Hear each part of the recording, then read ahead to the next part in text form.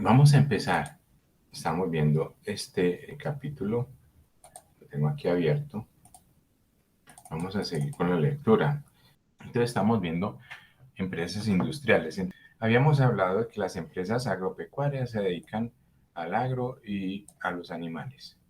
Las mineras se dedican a la explotación de minerales, como su nombre lo indica, de la tierra principalmente, pero también puede ser del mar.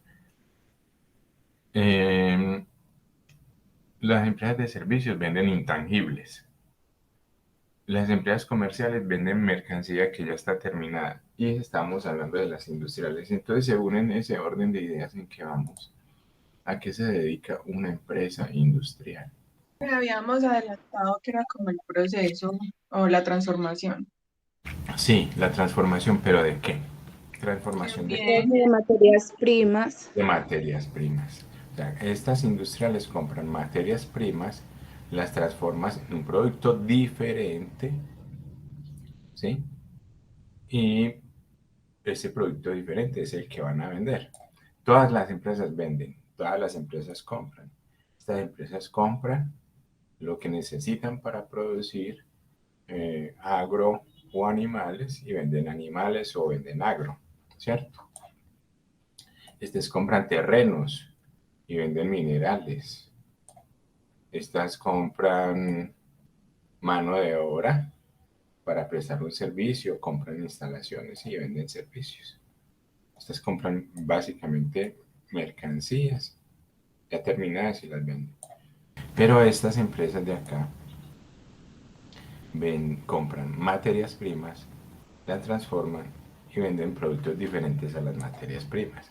Entonces, pensemos en empresas industriales y me dan ejemplos de empresas industriales. Profe, esta que fabrica telas.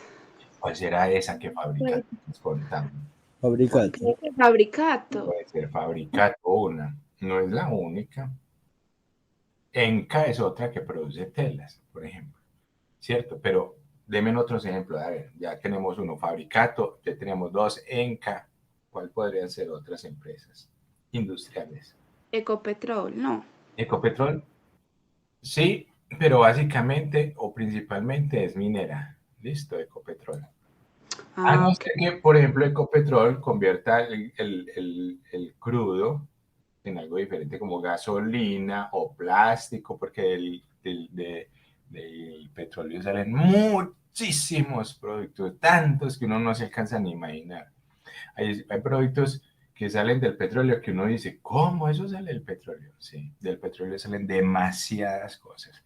Si Ecopetrol se dedicara a transformar el petróleo, sería también industrial, pero no estoy seguro, creo que no. Pero tal vez sí, no lo sé. Pero entonces, principalmente, Ecopetrol sería minera. Ya sabemos que hay empresas que no pertenecen a un solo grupo, que pertenecen a varios grupos. Y Ecopetrol podría ser una de esas, pero una que sea principalmente industrial. A ver, más. Hay muchas. Postobón, Bimbo, ¿cierto? ¿O no? ¿Sí me están escuchando? sí, profe. Profe, pero esas ya no venden un producto terminado. Pues Pero me ellos supongo. lo hacen. Obvio, Ah, todos venden ya. productos terminados, pero ellos lo hacen. Bimbo no compra panes Bimbo y para vender panes Bimbo. Bimbo compra harina, sal, huevos, azúcar, vende panes, levadura y Pero vende pan. también entonces es industrial y es comercial. Todas venden, pero cuando nosotros hablamos de empresas comerciales, son empresas que compran las cosas ya hechas, como por ejemplo un supermercado le compra a Bimbo el pan Bimbo terminado y vende pan Bimbo terminado, pero el supermercado no hizo el pan Bimbo. Es que el hecho de que las industriales se dediquen a transformar las materias primas no es para guardarlas, obviamente las tienen que Para vender. vender, claro. Y el hecho de que las tengan que vender no significa que son comerciales. Obviamente tienen un departamento que se llama departamento comercial porque tienen que vender su producción. Pero el hecho de que vendan, entonces todas serían comerciales, porque todas tienen que vender lo que producen. El agro tiene que vender lo que produce. Las mineras tienen que vender lo que producen, los servicios tienen que vender, todas tienen que vender, pero eso no significa que todas son comerciales, no, tienen un área comercial porque tienen que vender lo que producen. ¿Cuál es la diferencia entre comercial? Que el comerciante compra las cosas ya hechas. Y estábamos diciendo en la clase anterior, un ejemplo de un comercio pequeño, entonces me decían ustedes, la tienda de la esquina, la tienda de Don Pacho. Don Pacho compra leche y para hacer quesitos, no. Don Pacho compra el quesito y compra la leche ya terminada, le cambia el precio y la vende. Ese es un comerciante. ¿Qué es industrial? Colanta, que compra la leche o la saca de sus propias vacas y hace quesitos, yogures y nos venden eso. Entonces, ¿Colanta qué vendría haciendo? ¿Es comercial? Sí, No, también es básicamente, industrial. también, Pues básicamente es industrial, sí, también pero agropecuaria, tiene que vender, claro. pero tiene que vender. Pero también Colanta vende cosas que ellos no producen. Si usted va a las tiendas de Colanta, allá venden cosas que ellos no producen, muy poquiticas, como chocolatinas y cosas así. Entonces ellos también tienen una parte comercial, pero muy pequeñita, pero la principal de ellos es industrial y agropecuaria. Muy bien, entonces vamos a continuar. Nosotros vamos a concentrar principalmente en las empresas industriales, porque la contabilidad de costos que nosotros vemos en el poli es principalmente para empresas industriales. No significa que no sirva para las empresas de servicios, mineras, agropecuarias o comerciales. No. Significa que es principalmente para empresas industriales. Y entonces vamos a hablar de eso. Vamos a hablar de una empresa industrial. Una empresa industrial es una empresa que básicamente tiene tres departamentos principales y este dibujito lo vamos a estar mirando mucho. Esta área de acá la vamos a llamar la planta de producción, la que está resaltada en azul. ¿Listo? El recuadro azul sería el área de producción. Allá tenemos unos trabajadores. Esta área de acá, esta que está con amarillo, la vamos a llamar el área administrativa. Allá trabajan otras personas. Y esta área de aquí abajo, que está resaltada en rojo, la vamos a llamar el área de ventas. Y de eso vamos a estar hablando mucho. Entonces, en una empresa industrial hay tres grandes áreas. En la planta de producción, no es que no hayan más, estoy hablando de las principales. El área administrativa es muy grande y el área de ventas. O sea, tienen un departamento comercial también. Pero son industriales porque ellos compran materias primas, las guardan en un lugar que vamos a llamar almacén de materias primas. Tiene un área administrativa, por acá está el gerente, el contador, el revisor fiscal, la secretaria, mensajero. Tienen un área de ventas, por acá está el coordinador de ventas, las impulsadoras, los corredores, los vendedores de mostrador. Y todos ellos son una empresa.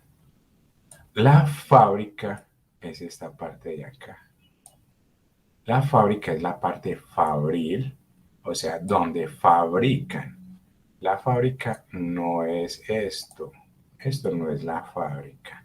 La fábrica es solamente esta parte de acá. ¿Listo? Todo esto se llama la empresa. Si incluimos el área de producción, el área de compras y el área de ventas, esa es la empresa. Cuando nosotros digamos fábrica, fabril, transformación, estamos hablando del área de producción. Vamos a hablar de contabilidad ahora. ¿Por qué? Porque habíamos dicho que las empresas tienen que producir, vender para poder subsistir, para generar utilidades para los socios y generar empleo y bueno, dijimos un montón de cosas. Ahorita vamos a concentrarnos en contabilidad y después vamos a concentrarnos en otras cositas.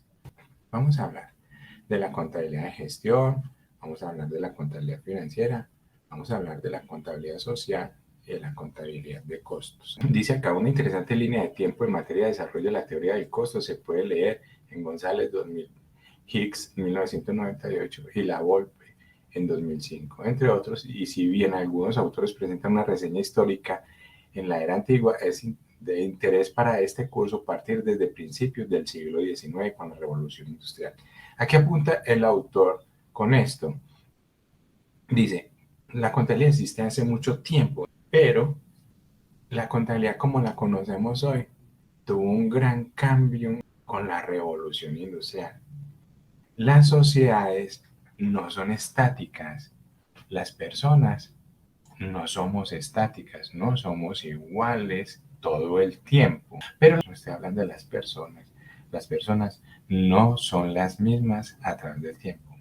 Es decir, usted no es igual a su mamá ni a su papá, tienen cosas parecidas, pero usted es usted. Y usted no es igual al compañero o al profesor. Cada uno es una persona y tenemos gustos diferentes, acciones diferentes, reacciones diferentes. ¿Sí? Entonces, la sociedad, como está compuesta por personas que son cambiantes, la sociedad cambia mucho, cambia. Y uno de los factores que hace que las sociedades cambien mucho son las guerras. Las guerras producen muchos cambios en la humanidad, pero aún sin guerras, las sociedades cambian muchísimo. ¿Sí? Las guerras vuelven opulentas algunas sociedades y destruyen otras sociedades.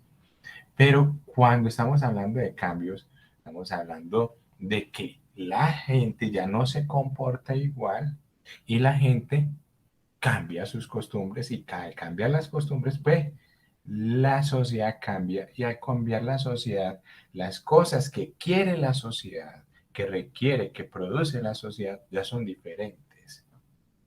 Vamos a poner un ejemplo que ni nos tocó a nosotros. No fue una guerra, pero fue una enfermedad.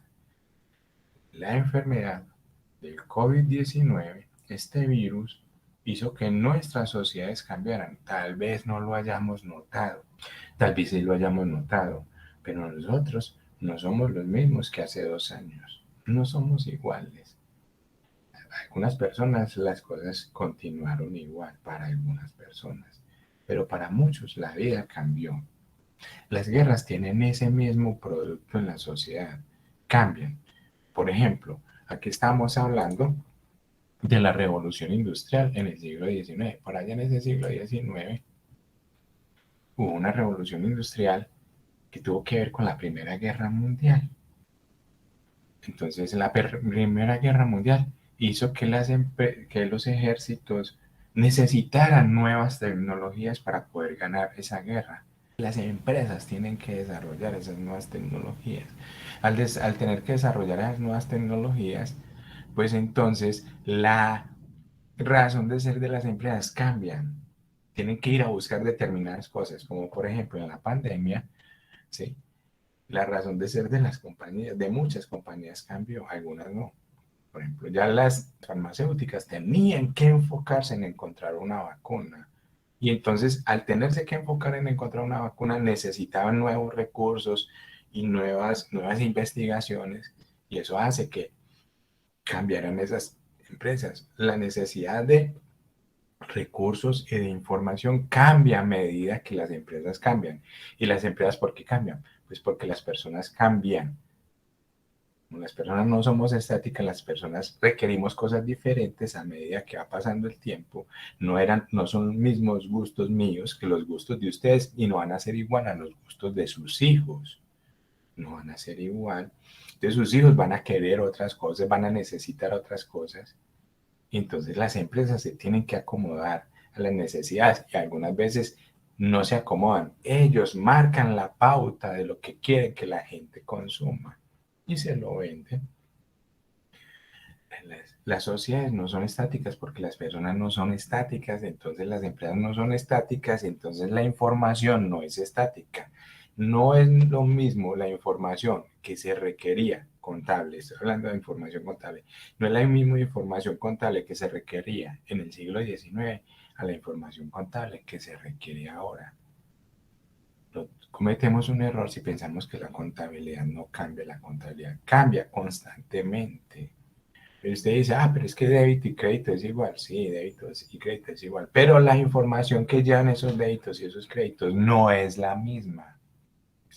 A eso es a lo que apunta esta introducción por acá. La contabilidad de gestión trata de obtener información para la dirección de la empresa, para la gestión de la empresa, para la administración de la empresa. De eso se trata la contabilidad de gestión. Generar información que le sirva a la administración para dirigir la empresa. Otro aspecto importante que tenemos que tener en cuenta es que la contabilidad de costos, así como la contabilidad ha cambiado, la contabilidad de costos también ha cambiado. No es lo mismo los costos en el siglo XIX que los costos ahora. Los costos también evolucionan a medida que las empresas evolucionan, a medida que las sociedades evolucionan. Entonces, por ejemplo, en esta época, la contabilidad de costos tenía en cuenta como costo del producto solamente la materia prima y la mano de obra.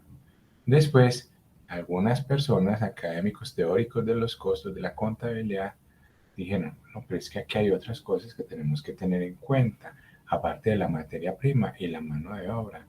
Y le sumaron algo que se llaman costos indirectos.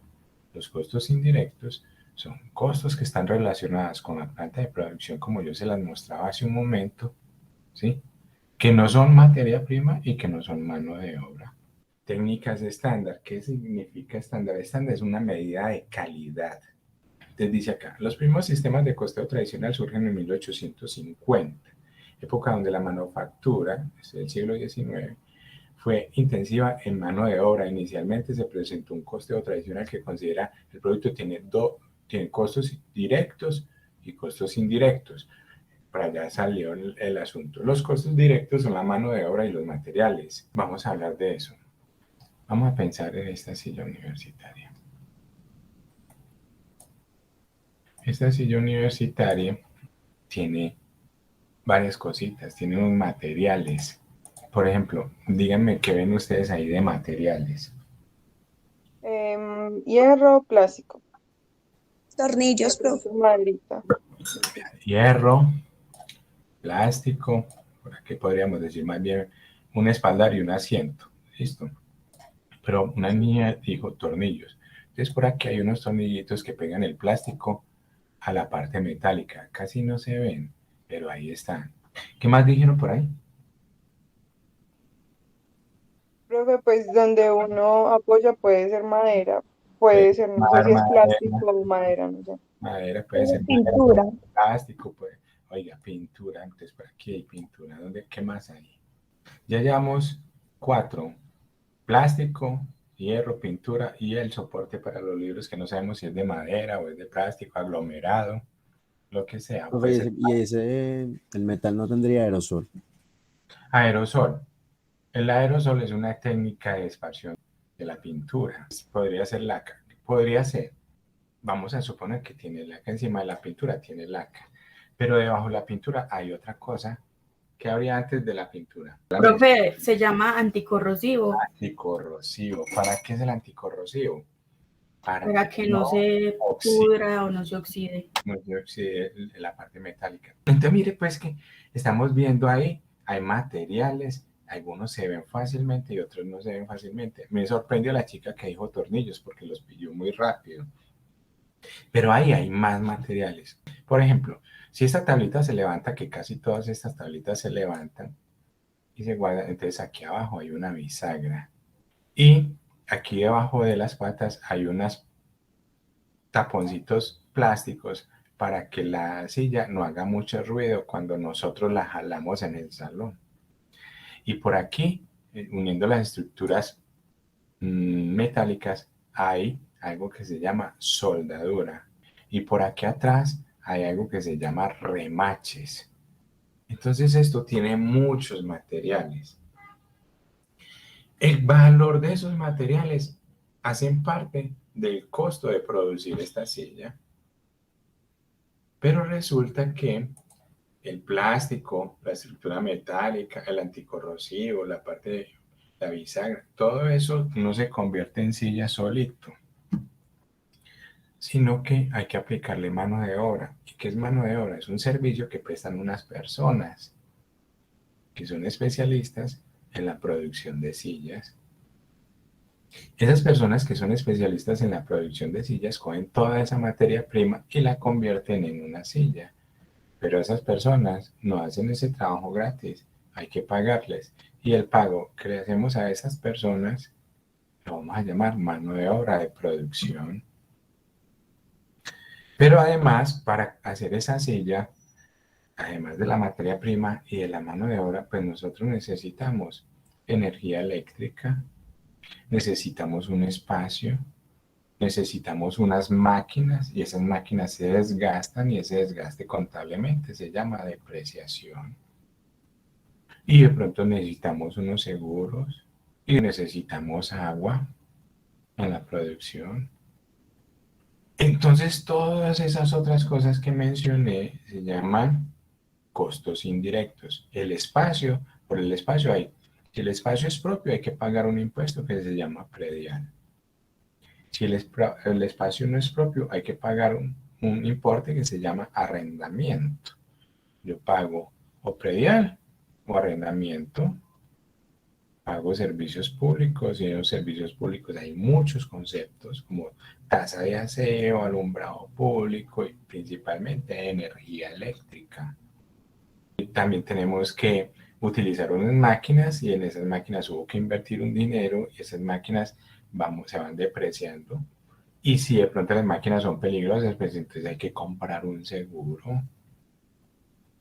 Y entonces hay un montón de cosas que tienen que ver con la producción, pero que no son mano de obra ni materia prima. Esas otras cosas que tienen que ver con el área de producción, ¿sí?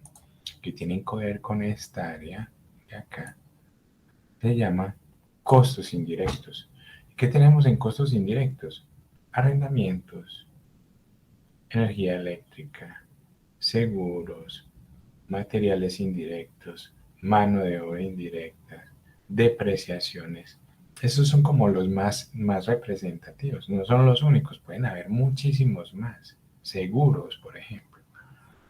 Pero no son ni materias primas, porque la diferencia de las materias primas son tangibles, y la mano de obra es el servicio que prestan las personas para la producción. Entonces, en el área de producción se presentan tres costos principales. Materiales directos, que podrían ser, por ejemplo, en este caso, este espaldar, este asiento, la estructura metálica y el soporte para los libros. Para mí, estos son como los materiales directos. Y hay otros que se llaman materiales indirectos. ¿Cuáles serían los materiales indirectos? El tornillito, la pintura, la laca, el anticorrosivo, el taponcito de las patas, la soldadura, el remache, la bisagra. Y fíjense que todos estos son materiales tangibles como la estructura metálica, el espaldar, el asiento y el soporte para los libros. Entonces, cuando nosotros estamos produciendo algo, tenemos varios materiales. Unos son directos y otros son indirectos. ¿Cuál será la diferencia entre un material directo y un material indirecto? ¿Ustedes qué piensan? ¿Qué puede ser esa diferencia entre el material directo y el indirecto? Pues yo creo que el material directo es el que hace el producto, ¿cierto? Porque un tornillo, pues bueno, eso ayuda obviamente, pero el que hace el producto son los materiales. Y el indirecto es el que está ahí para ayudar a soportar el producto. Decime tu nombre. Yo te voy reconociendo la voz. A ver, yo me voy aprendiendo tu voz. ¿Cuál es tu Profe nombre? Tatiana Morales. Tatiana, muy claro. Yo a Tatiana la conozco. Sí. Sí. Bueno, yo creo que ya no me vuelvo a olvidar la voz tuya. Tatiana, no, esa no es la diferencia. Los dos son importantes en el producto, ¿sí? Sin tornillos no tenemos silla. Sin soldadura, usted me puede decir, profe, pero es que no necesitamos la pintura. Sí, pero sin la pintura no la vendemos. Seguramente no me la van a comprar sin pintura. Y sin anticorrosivo, puede que sí la venda, pero se me va a dañar muy rápido. Voy a perder clientes a largo plazo. Entonces, todos los materiales, tanto los directos como los indirectos, son importantísimos en el producto. Entonces, la diferencia es otra. Profe, yo podría decir que Sí, para mí material directo era mi materia prima sí. y material indirecto era, digamos, un recipiente en donde se guardaba la materia prima. Entonces, en este caso podría ser la materia prima, mi material directo, y los materiales indirectos como, no que no sean no que le resten importancia, pero no son tan importantes como la materia prima, que es la esencial, la que crea en este caso el producto o la silla, que en especial en este caso la silla. Ese bol donde tú guardas la materia prima, ¿sí? Ese bol no es un material indirecto. Si es un bol muy caro, eso se llama propiedad, planta y equipo. Y te va a durar mucho tiempo y ahí vas a guardar muchos alimentos. Pero si es un bol muy barato, pues entonces eso sería como un costo indirecto. No, la materia prima, una es directa y otra es indirecta, como por ejemplo lo que le estoy señalando acá. Miren que la materia prima directa va en el producto final, que es la silla. La materia prima indirecta también va en el producto final, que es la silla. Los dos van en la silla y los dos se las lleva el cliente. El cliente lleva una silla y esa silla tiene pintura, anticorrosivo, taponcito, soldadura, tornillos, todo eso se va en la silla. Y sin eso no hay silla. Sin esas cosas pequeñitas, como bisagritas, tornillitos, remaches, no hay silla. Entonces los dos son muy importantes. ¿Por qué le digo yo a usted que el bol no es material indirecto? Porque vos no vendes el bol. Cuando vos vendes tus alimentos, no se los llevan en el bol. Profe, Dime. yo diría que el material directo es el que uno puede como le digo, como notar más fácil, ver a Es una simple vista. característica, sí. Pues La como característica. cuantificarlo, como que usted diga, vea, si es esto y tiene esto y esto y aquello. Sí. Por ejemplo, tiene un espaldar, tiene un asiento y tiene una tablita donde se apoya. Mire lo que está diciendo la chica. Erika llegó a un punto. Hay dos características que me diferencian un material directo de un material indirecto. Una de las características es que el material directo se diferencia más fácil. Por eso yo le dije a la chica que dijo tornillo, y dije, ve, se pilló el detalle. ¿Sí? Profe, o sea que el indirecto viene a ser como el que hace parte del proceso más no del producto terminado.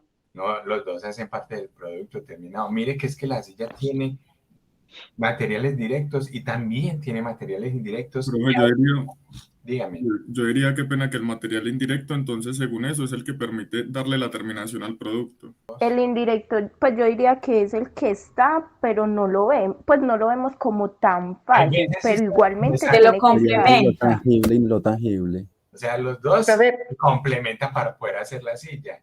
Sin espaldar no hay silla. Sin taponcitos tampoco hay silla. Ni sin tornillos no hay silla, sin soldadura no hay silla. Pero el espaldar se ve más fácil que la soldadura, ¿cierto? Esa es una característica. El material directo se ve más fácil que el material indirecto. Se ve más fácil. Pero hay otra característica que tiene que ver con nuestra asignatura. A ver, ¿cuál será la característica del material directo? Profe, que el material directo puede ser más costoso que el material indirecto. Esta es la principal característica. El material directo es mucho más costoso que el material indirecto. Los dos son muy importantes. Los dos van en el producto. Es que estamos hablando de una silla, pero si por ejemplo estuviéramos hablando de un pan, el material directo pues sería la harina. Y el material indirecto podría ser, por ejemplo, la sal, ¿cierto? El agua, la levadura. Pero ¿quién decide cuál es material directo y cuál es material indirecto? La empresa. Nos sentamos a decir, nosotros hacemos panes. ¿Cuáles van a ser nuestros materiales directos? Pues habrán, obviamente, la harina, obviamente. Y entonces evaluamos la levadura. ¿La vamos a clasificar como directo o la vamos a clasificar como indirecto? Mire, chicos, es posible. El empaque, profe, indirecto, ¿no? Muy bien, podría ser. Eso lo discutimos nosotros en la empresa cuando estemos haciendo. Pero el empaque vale muy poquitico. Indirecto, indiscutiblemente.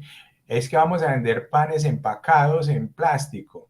Ese plástico seguramente será un material indirecto. A no ser que sea un empaque de lujo para que la gente lo lleve, si el producto es, a veces las cosas son tan impactantes. Por ejemplo, si usted compra un paquete de papitas, el empaque vale casi igual que las papitas. Esos empaques tan bonitos, metalizados, llamativos, tienen publicidad. Esos empaques son, para mí, no son material indirecto. Para mí lo que vale la papa es muy poquitico comparado con el empaque, porque eso es publicidad. Pues yo puedo estar equivocado porque no sé. Yo pienso que ese empaque debe ser carísimo comparado con el valor de las papas, del paquete de papas. No el valor en que nos lo venden, sino el valor que tiene para ellos que lo están produciendo. Entonces hay unos empaques, yo diría que la mayoría de las veces en los empaques serían materiales indirectos, como está sugiriendo la compañera. Pero algunas veces unos empaques pueden ser incluso material directo, ¿sí?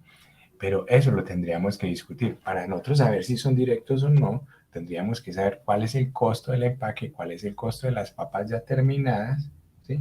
Y comparar y decidir en la empresa, ¿el empaque para nosotros será directo o será indirecto? Ustedes saben, las papas, esas vienen en unos tarros que son de cartón. Ese tarrito no debe ser como Pringles. Sí. Creo que sí. Gracias. Ese tarrito no debe ser nada barato. Entonces, lo que quiero decir, chicos, es que nosotros digamos universalmente, por ejemplo, la pintura es indirecto. No. En cada caso nos tenemos que sentar a conversar y decir, venga, la pintura es directo o indirecto. Y en cada caso, la mayoría de las veces será indirecto. Pero no podemos asegurar que la pintura todas las veces es un material indirecto. Tendríamos que sentar a analizar si la pintura es representativa en el costo o no es representativa en el costo. Ahora, lo que podemos decir es que el material directo generalmente resalta en el producto final. Es muy fácil diferenciarlo y el material directo es muchísimo más costoso que el material indirecto. Entonces, aquí están hablando de que al principio se tenía solamente como costo material directo y la mano de obra, pero no tenían en cuenta otros costos indirectos. Dice aquí los costos directos son la mano de obra y los materiales siendo la mano de obra la base para asignar los costos indirectos al producto. El método de asignación utilizado a partir de esta época fue el prorrateo. Prorrateo significa una técnica de distribución de costos indirectos. Es muy fácil decir cuánto valen los tornillos en esta silla, cuánto vale la soldadura, cuánto valen los asientos. Pero hay veces muy difícil decir cuánta energía eléctrica nos gastamos en la elaboración de esta silla, cuánto arrendamiento nos gastamos en la elaboración de esta silla, cuánto de los seguros que compramos pertenece a esta silla, porque todos esos costos hay que cargárselos a las sillas que nosotros producimos. Hay unos costos que son muy fáciles de identificar para cada silla y hay otros costos que no. Por ejemplo, si pagamos arrendamiento, ¿cuánto del arrendamiento le cargamos a esta silla? Para hacer eso, nosotros tenemos que ingeniarnos unas técnicas de prorrateo, que es distribución, es cuánto de cada uno de esos ítems que mencionamos le vamos a cargar a la silla. Esas se llaman técnicas de prorrateo de costos, el cual consiste en la distribución de los costos indirectos a los departamentos productivos y de servicios para que se los carguemos a los costos. Estos costos estándar los vamos a ver en costos 2. Ubicación de la contabilidad de costos en el sistema de información contable. El sistema de información contable es de una organización, está orientado al registro histórico de hechos económicos, los cuales generan informes útiles para inferir y pronosticar tendencias futuras y poder tomar decisiones que muestran resultados en el mediano plazo. Por ejemplo, acá, vamos a concentrarnos en estas dos columnas. Esto quiere decir que en unos meses históricos, estas fueron las unidades que se produjeron y estos fueron los costos de esas unidades. Estos costos traen una tendencia y con esta tendencia se puede pronosticar el costo para un determinado nivel de operación. Vamos a suponer que vamos a empezar el mes 8. Vamos a suponer que vamos a empezar agosto o que el mes 8 sea precisamente noviembre, ¿cierto? El primer mes, entonces sería como marzo o algo así. Vamos a suponer que nosotros hicimos en estos meses pasados estas cantidades de unidades y estos fueron los costos de esas unidades. Eso ya lo conocemos porque eso es historia, ¿sí? Y vamos a suponer que, digamos, vamos a producir este mes, vamos a producir 140.000 unidades. Si nosotros vamos a producir 140.000 unidades, de acuerdo a la tendencia en estos costos, ¿cuál sería el costo de producir 140.000 unidades? Eso se puede hacer. Eso lo vamos a aprender a hacer en costos 2. Vamos a mirar cuáles son, cómo encontrar el costo para algo que no ha sucedido, que se llama costos predeterminados. Nosotros no hemos hecho 140.000. Tenemos planeado hacer en el mes de noviembre 140.000 unidades.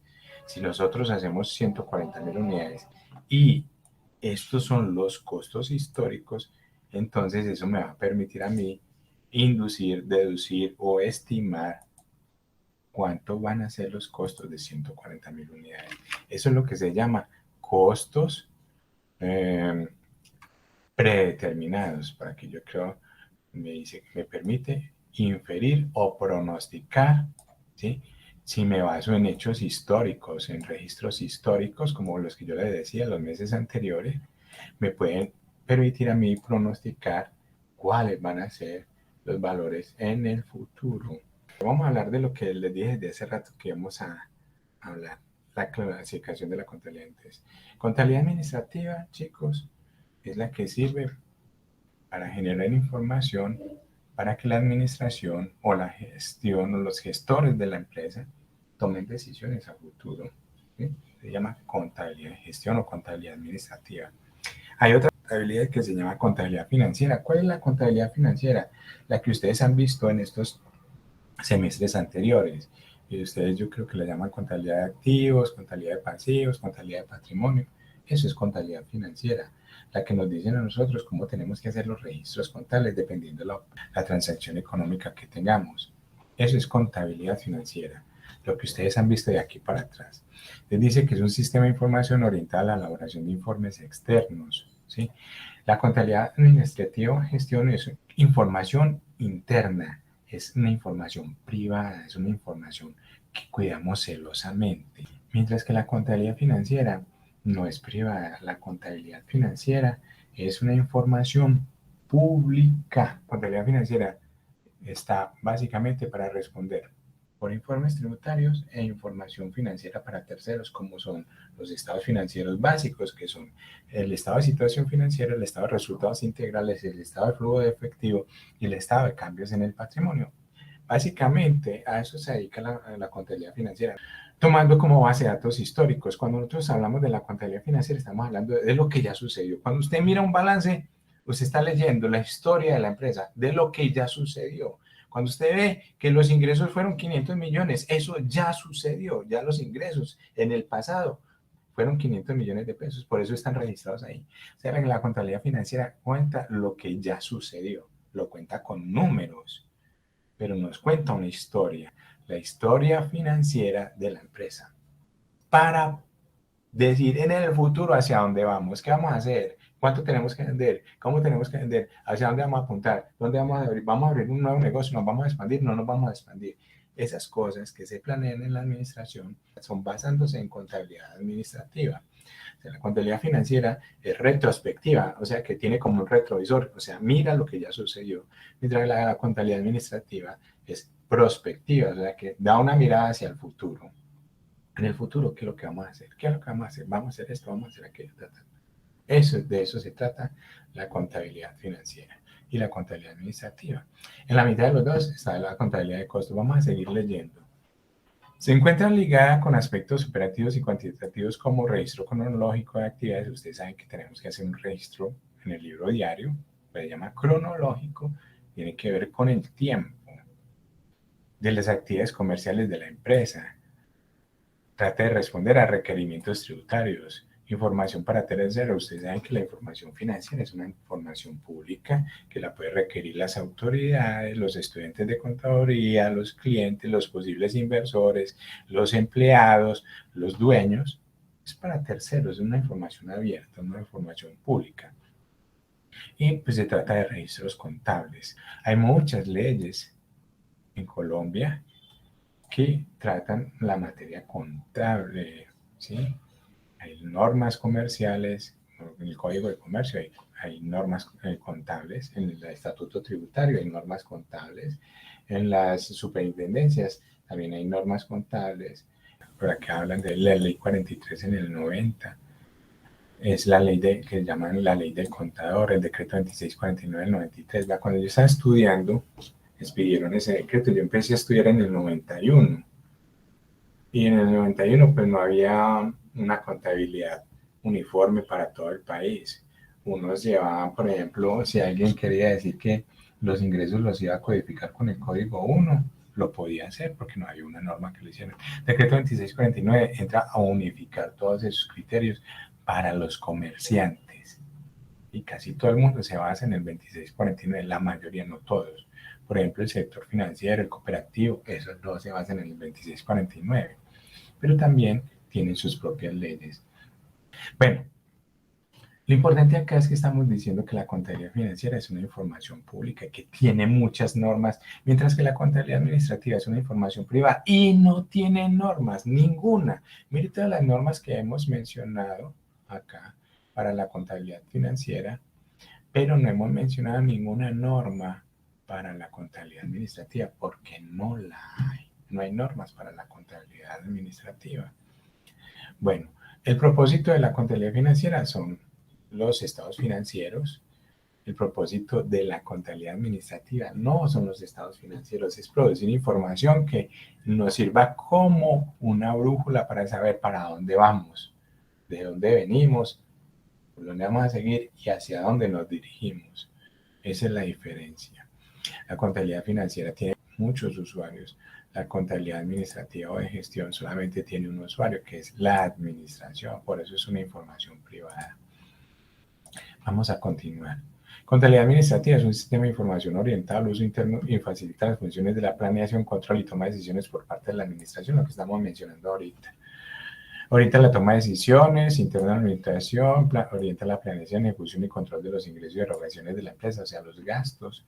No se rige por ninguna norma, da importancia a la relación costo-beneficio de la información, analiza segmentos funcionales de la organización como líneas de productos, clientes, subproductos, procesos y servicios, y se apoya en disciplinas afines como la estadística, la economía, las matemáticas para elegir el mejor curso de acción para la empresa. Muy bien. Vamos a continuar. Contabilidad de costos. Entonces, la contabilidad administrativa y la contabilidad financiera están muy relacionadas con la contabilidad de costos. La contabilidad de costos produce información para ambas. Produce información para la contabilidad administrativa y para la contabilidad financiera. Se relaciona con la acumulación de costos para prestar un servicio, adquirir y producir un bien para la venta. Está relacionada con la producción. La contabilidad de costos es la que nos va a ayudar a identificar cuánto valen los materiales directos, cuánto vale la materia prima directa, cuánto vale la mano de obra directa, cuánto vale la mano de obra indirecta y cuánto valen los costos indirectos que tienen que ver con la producción. A eso se dedica la contabilidad de costos. Es por eso dice acá que está relacionada con la acumulación de costos para la prestación de un servicio, para bien o la venta. La norma colombiana solo acepta el método de costeo por absorción, el cual no es más que la suma de materiales, mano de obra y costos indirectos de fabricación, dando funciones netamente financieras a la contabilidad de costos. O sea que la contabilidad de costos está normatizada y es la contabilidad financiera según la norma, pero no, también produce información para la contabilidad administrativa. La contabilidad de costos es un productor de información para el área administrativa y para el área financiera. Para la contabilidad financiera y para la contabilidad administrativa. Produce información para los dos. Como por ejemplo, la contabilidad de costos dice cuánto valen los inventarios que se consumen en la producción, cuánto valen los inventarios cuando ya están terminados, cuánto vale el costo de la mercancía vendida. Eso es para la contabilidad financiera. Para la contabilidad administrativa, por ejemplo, ¿cuál es el punto de equilibrio? ¿Cuál es la rentabilidad de un producto? ¿Cuánto está produciendo o cuánto está dando de pérdida o de ganancia o cierto producto o cierta línea de productos? Para eso sirve la contabilidad de costos, tanto para la contabilidad administrativa como para la contabilidad financiera. A la contabilidad financiera le sirve, obviamente, a la contabilidad de costos, a la contabilidad administrativa, le sirve muchísimo más la contabilidad de costos. ¿Para qué sirve también? Un sistema de información de costos debe proporcionar estos datos, medir la rentabilidad de un negocio, que puede ser por cliente, producto, indicar y mejorar el servicio al cliente, ayudar a determinar el precio de venta, ayudar a determinar el límite inferior de precio de venta, o sea, cuál es el precio mínimo al que podemos vender, ayudar a controlar los costos, manejo de los inventarios, medir la eficiencia de los diferentes procesos y descubrir y eliminar costos ocultos. Aquí tenemos un campo que es sobre la contabilidad social, que no es netamente financiero. La contabilidad no es netamente financiero, o sea que también tiene una parte que trata de dar cuenta de cómo está influyendo o cómo está afectando la empresa, la sociedad en la cual se rodea, en la que se desenvuelve, tomando la empresa como parte de un sistema social en el que se conjuga el capital, el medio, la naturaleza, el bien y el gobierno con el hombre. La contabilidad social pretende registrar el impacto que cada uno de los componentes tiene sobre la armonía, sobre la productividad, riqueza, medio ambiente y bienestar social. Esta contabilidad social no siempre ha existido. ¿Por qué se presenta la contabilidad social? Porque hay personas que se preocupan por cosas diferentes de lo netamente financiero. Y todavía estamos en pañales en contabilidad social. Falta mucho para que la sociedad tenga fortalezas en lo social. La contabilidad social es un paso que dieron algunas personas que dijeron, bueno, nosotros solamente vemos débitos, créditos, pasivos, patrimonio. ¿No? Y las personas que, entonces hubo personas que empezaron a pensar y a teorizar y a escribir y a investigar acerca de lo social. Y esas personas hicieron que ahorita exista la contabilidad social en Colombia y que se tenga que hacer un reporte, que no es el mejor, tal vez sí, no lo sé, eso lo juzga cada cual. Pero es un primer paso que cada uno de ustedes puede seguir incrementando. Pero para eso, pues, pueden escoger el camino de la docencia, la investigación, no necesariamente, pero pueden ser propositivos con temas diferentes a lo netamente financiero. Nosotros vamos a buscar en el área de la investigación, casi todas las investigaciones son sobre algo que tenga que ver con números. Pero es que la contabilidad es netamente números. No, la contabilidad no es netamente números. La contabilidad pertenece a las empresas pertenecen a una sociedad. Y esa sociedad está compuesta por personas. Y esas personas pues tienen intereses, tienen formas de ser, tienen gustos, tienen fortalezas, tienen debilidades. Y en la contabilidad social es un pequeño paso para entrar por ese mundo. Pero eso lo hacen ustedes. Todos alguna vez hicimos algo, no sé si todos, pero alguna vez todos propusimos o pensamos cosas diferentes a lo netamente financiero. Algunos le dan rienda suelta a esas ideas y se meten por ese lado y otros no. Simplemente se dedican a cumplir con la norma y ya. Pero eso lo decide cada uno de ustedes, dependiendo de sus gustos y sus fortalezas. Comprende, entre otros aspectos, como registro de la contabilidad social de la empresa, registro de intención de empresario por disminuir el impacto negativo del desarrollo de sus actividades sobre el trabajador y el medio ambiente, registro del bienestar y la calidad de vida de los trabajadores, su familia y la comunidad circundante del ente económico, registro de la importancia que la materia impositiva investiga y de inversión social representa a la empresa, un grupo de ellas para el desarrollo de una nación o una región, registro del impacto cultural de las prácticas administrativas y educativas en una empresa representan para una región, registro y valoración del conocimiento que una empresa posee, incluyendo la fortaleza de su capital intelectual. Hay otras vertientes de la contabilidad social, como son la contabilidad del talento humano, el balance social, costos ambientales y contabilidad del conocimiento. Estas son líneas de investigación. Esto no está muy desarrollado, pero hay gente que está pensando en esto. Usted podría ser uno, si le llama la atención.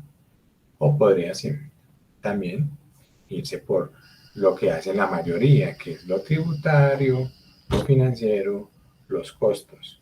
A mí me encantan los costos, pero también me encanta la contabilidad social. Entonces, no estoy dedicado a la contabilidad social, yo estaba dedicado a los costos, pero me gusta la contabilidad social. Pero cada uno de ustedes puede investigar, pensar en qué es lo que cada uno le llama la atención. A la mayoría le llama mucho simplemente la contabilidad. Yo quiero ser contador y ya. Muchos otros piensan ser tributaristas. Perfecto, respetable, pero eso depende de los gustos de cada cual. A mí los tributos no me gustan, pero tengo que conocer algo de tributos, por lo menos lo básico. Lo financiero, los costos, pues los costos están muy relacionados con lo financiero, ¿sí? Pero también, entonces, la contabilidad social, que hay muchas vertientes para investigar y proponer y hacer que la contabilidad se transforme en el futuro, ¿sí? Vamos a continuar. Dinámica de la contabilidad de costos, pues estamos relacionados con cuentas de inventarios y con cuentas de costos. Si nosotros miramos las cuentas de inventarios, pues por acá tengo materia prima directa, por aquí tendríamos las materias primas indirectas, por aquí tendríamos los inventarios de productos en proceso y por aquí tendríamos los inventarios de productos terminados. Tal vez material de empaque que podría ser considerado indirecto, pero tiene su propia cuenta. Y si compramos materia prima o compramos mercancía y no ha llegado, pues la podemos contabilizar por este lado. Cuando nosotros compramos, el proveedor nos la envía y nosotros la registramos aquí, en la 1405. Cuando nosotros la consumimos, la pasamos de la 1405 a productos en proceso.